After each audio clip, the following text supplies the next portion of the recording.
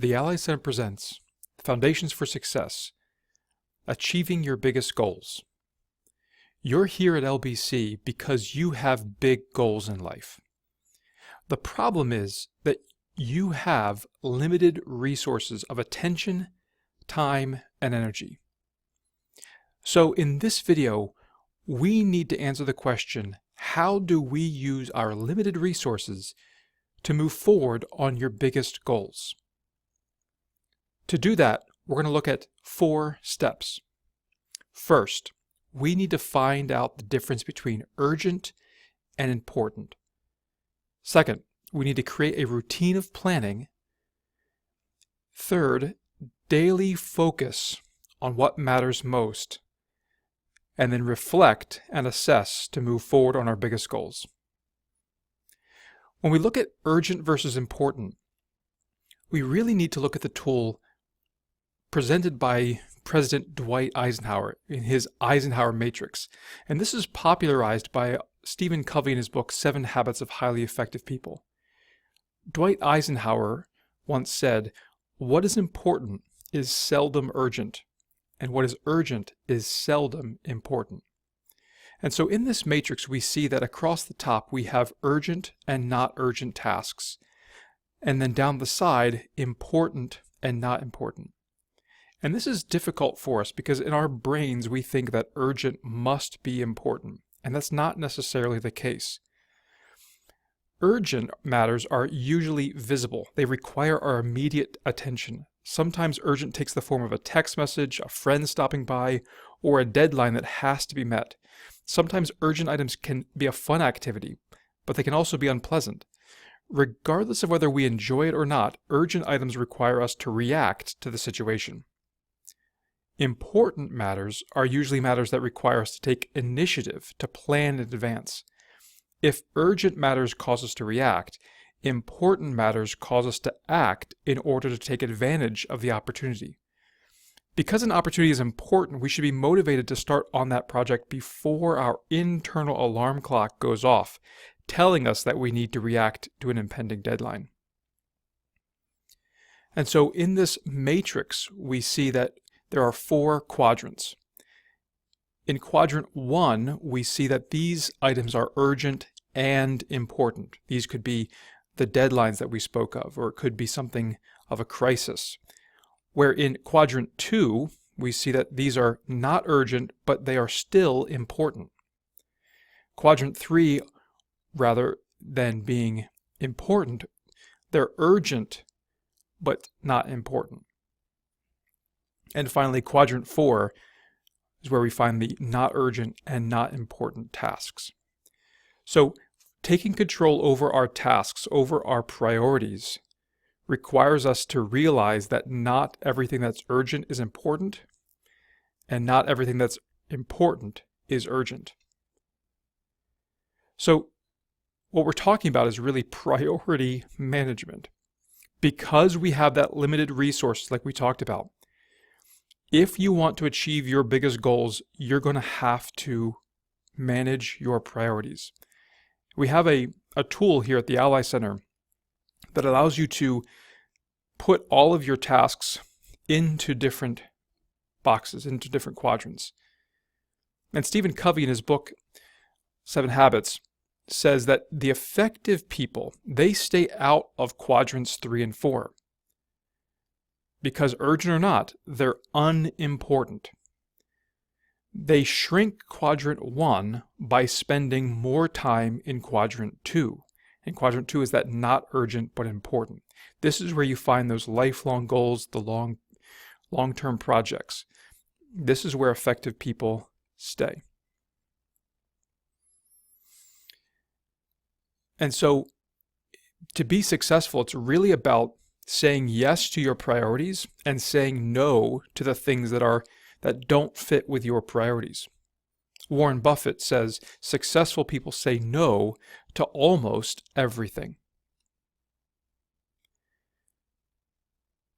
Now, saying no once is important, but we need to continually to be able to defend our priorities, and that happens with step 2, the routine of planning. Planning should happen at the beginning of your week. It should be the start of your week. And so at the beginning of your week, you should have a weekly planning session. In that planning session, you need to connect to what your priorities, your long-term goals are. And based on that, you need to identify the top priorities for the upcoming week. Stephen Covey again says, the key is not to prioritize what's on your schedule, but to actually schedule your priorities. And so during this season of life, it could be that family, ministry, and school are your top priorities. It may be different for different people, but the idea is that if it's your priorities, it needs to be on your schedule. One of the greatest tools that I've discovered for scheduling your priorities is called the ideal week. It's something that you do either once a year or maybe once a quarter or once a class. But you make a template for your week. In that template, you incorporate your personal habits, things that may happen in the morning or in the evenings, as well as your professional goals that happens during your workday. But it helps you visualize not just your time, but your energy. Where is your energy going in a typical week? But you'll notice that in every ideal week, there needs to be a time specifically devoted toward that weekly plan and weekly review. Don't forget that. The ideal week is a great tool to help visualize where your energy is going. One way to conserve energy is to build in good routines at the beginning and end of your day. So if the weekly plan bookends your week, you need to have routines that bookend your day. And so a morning routine is a great way to develop habits for productivity and focus at the beginning of your day. While your evening routine may be a great time for self-reflection or helping you begin to relax as you begin to go toward your sleep. Having consistent wake times and bedtimes will help you maximize the time in your day. And so achieving your biggest goals requires priority management, but it also requires the habits of planning. And so as we move forward, Michael Hyatt says that productivity is not about getting more things done. It's about getting the right things done. And so planning will help you decide what are the right things to get done. As we make this planning a habit, we need to have a tool that helps us look at each day. And so the Daily Focus Planner is the tool that helps us take our long-term goals and break them down into actionable steps. You need to focus your energy on the important tasks before the unimportant tasks squeeze out the important things. Because remember, urgent says, do this now. But not everything that says, pay attention to me now is going to be as important. It's not going to be always helping you forward into your goals. And so when we think about achieving our biggest goals, what we really need to be thinking about is, how am I using my day? How am I using my week? Because days and weeks add up, and over the course of a semester, a course of years, how you spend your day, how you spend your week will determine where your life is going. John Maxwell says, you'll never change your life until you change something you do daily. The secret of your success is found in your daily routine. And so our Daily Focus Planner allows us to identify what was on that prioritization Eisenhower Matrix and begin to move it into our daily life. And so quadrants 1 through 4 are found on that prioritization worksheet. And so to take that worksheet and move it over to your Daily Focus Planner, you have to do 5 steps. List out the tasks you need to complete. That could be grocery shopping. That could be a discussion board post for your class. It could be a paper that's coming up. It could be a family outing. It could be something related to church. List the things you need to complete.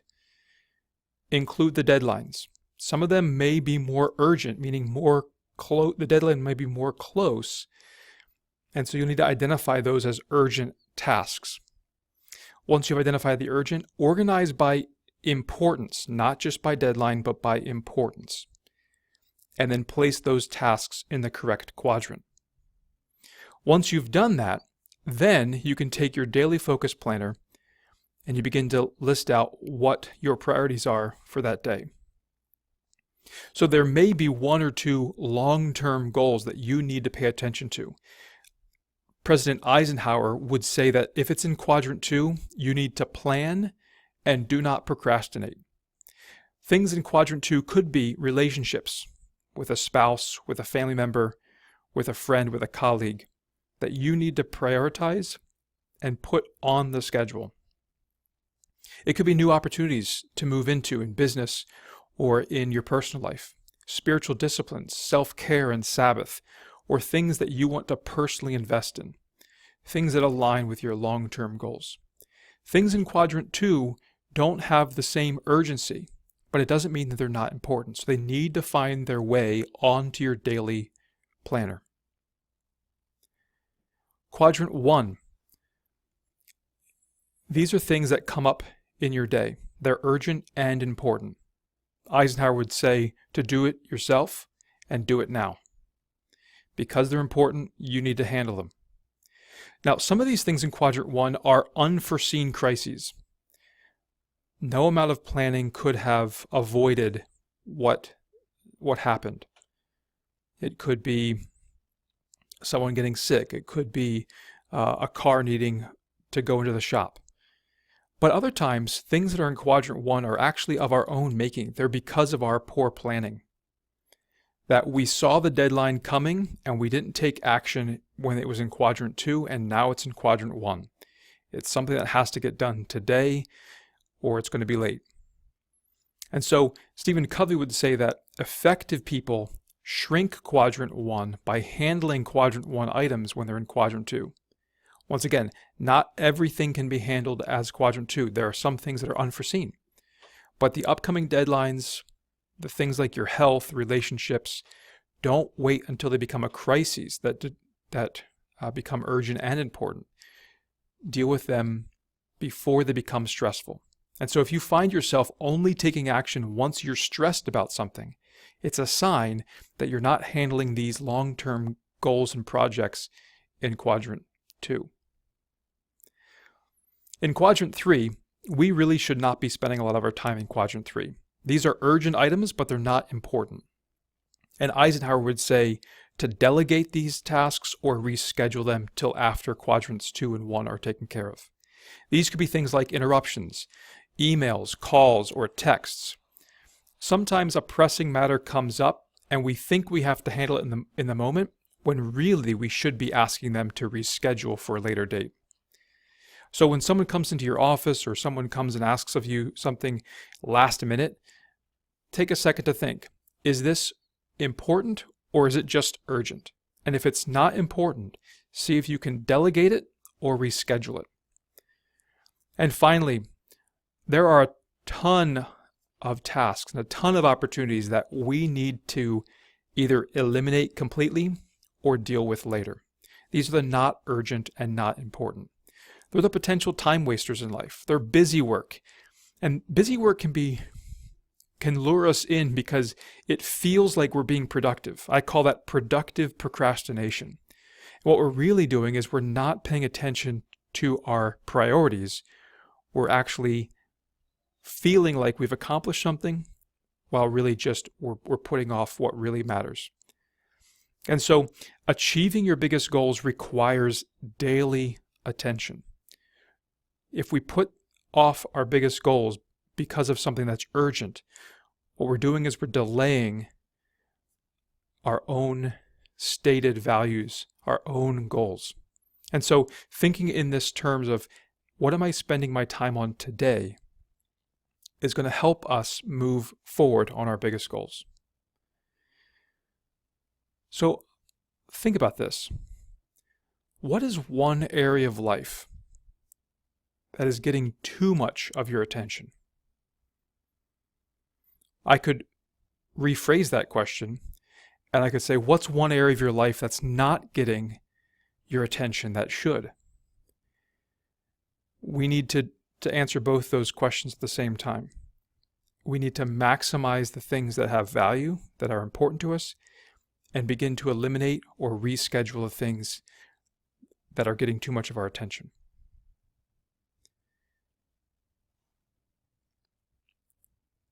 These questions need to be constantly at the front of our mind. We need to build in a routine, a habit of reflection. And so at the beginning of our week, we talked about planning as a bookend to your week. A great bookend on the other side of the week, probably sometimes actually best if done together in conjunction with planning. We need to bookend or end our week with reflection. And I love the acronym KISS here. So ending our week with a KISS. These are 4 questions. Based on how this week went, what should I keep doing that's helping me toward my goals? Secondly, what's areas of my life that I need to improve on that are moving me forward but maybe not toward the direction of my goals? Third, what should I start doing? Something I haven't been doing, but I need to start. And I'm going to do it at the beginning of this week. And finally, there may be some things that I need to stop doing that are holding me back from my goals. This idea of self-reflection is important. Maya Angelou says, you can't know where you're going until you know where you've been. And so as you move forward in your goals, it's important to know, where am I starting from? What was last week like? And then begin to move forward. Ray Dalio, in his book Principles, talks about a key aspect of achieving goals. And it's one that we don't like to admit, but all of us, as we go after goals, will fail in some way or another. Some larger failures than others.